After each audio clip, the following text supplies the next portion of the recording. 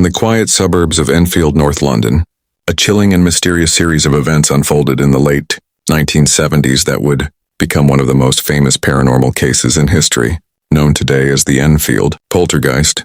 This terrifying tale of a haunted family, a tormented child, and a possible demonic presence continues to baffle skeptics and believers alike. The story has inspired books, documentaries, and major films like The Conjuring 2, but the true events remain shrouded in both fear and controversy. It all began in August 1977, when Peggy Hodgson, a single mother of 4, contacted the local authorities with a desperate plea for help. She claimed that strange things were happening in her modest home. Furniture was moving on its own. Knocking sounds echoed through the walls, and her children, especially her 11-year-old daughter Janet, were experiencing disturbing events that defied explanation. The police were initially skeptical, but soon became witnesses to the supernatural themselves. One officer even reported seeing a chair move across the floor without anyone touching it. The activity grew more intense with each passing day.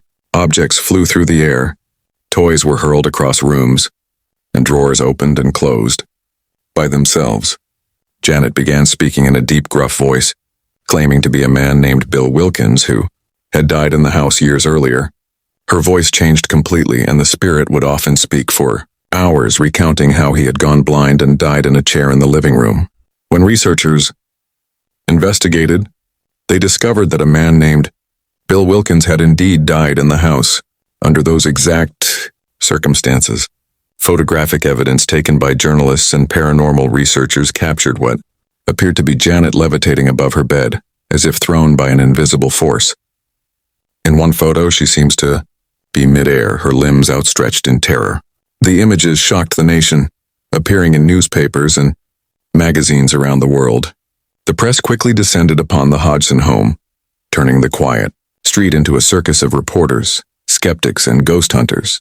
2 prominent investigators from the Society for Psychical Research, Maurice Grosse and Guy Lyon Playfair, were assigned to the case. They moved into the house to observe the events firsthand and were astonished by what they found. They recorded strange knocking sounds, documented items flying through the air, and even witnessed Janet being thrown from her bed. They conducted extensive interviews and audio recordings, capturing the deep male voice that emerged from Janet. Despite their skepticism, both men became convinced that something paranormal was occurring. The case took an even darker turn when renowned American demonologists Ed and Lorraine Warren, famous for their involvement in the Amityville horror case, arrived to investigate. Lorraine claimed to sense a demonic presence in the house, stating that the spirit was not merely a ghost, but something far more malevolent. Ed Warren believed that the entity was using Janet as a conduit, possibly trying to possess her. Their chilling conclusions added a layer of dread to an already horrifying story. Janet herself suffered greatly during this period. She was frequently at the center of the disturbances, levitating, being thrown around, and speaking in voices not her own. She reported feeling like she was being controlled, often with no memory of what happened during the episodes. At school, she was ostracized by classmates who thought she was possessed or simply seeking attention. The emotional and psychological toll on her and her family was immense. Many skeptics, however, accused the Hodgson children of faking the entire ordeal. Some pointed to footage where Janet appears to bend spoons or speak without moving her lips.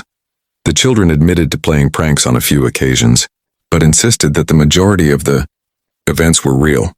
Even the investigators, though initially skeptical, conceded that not everything could be explained by trickery. The events at 284 Green Street continued for nearly 18 months, with the most intense activity occurring over a span of several months. In 1977 and early 1978, eventually, the disturbances began to fade, though some incidents continued sporadically into 1979. Janet was sent to a psychiatric hospital for evaluation, but was found to be sane and not suffering from any known disorder that could explain the phenomena. Years later, Janet and her sister Margaret spoke publicly about their experiences. While they acknowledged occasionally playing tricks to test the investigators, they stood by their story. Janet stated in interviews that she felt used by the spirit, as if it had taken over her body. She also admitted that the experience haunted her for the rest of her life. The Enfield Poltergeist case remains one of the most well-documented and controversial hauntings in history, with over 30 witnesses, including neighbors, journalists, police officers, and investigators reporting unexplained phenomena. It's difficult to dismiss the case as mere fabrication. The recordings, photographs, and testimony form a chilling archive of evidence that continues to attract paranormal researchers from around the world. In 2016, the story was brought back into the spotlight through James Wan's horror film The Conjuring 2, which dramatized the Enfield events through the lens of Ed and Lorraine Warren. While the film took creative liberties, it reignited interest in the case and introduced a new generation to the chilling tale. Today, the house at 284 Green Street still stands, though the current residents report no unusual activity.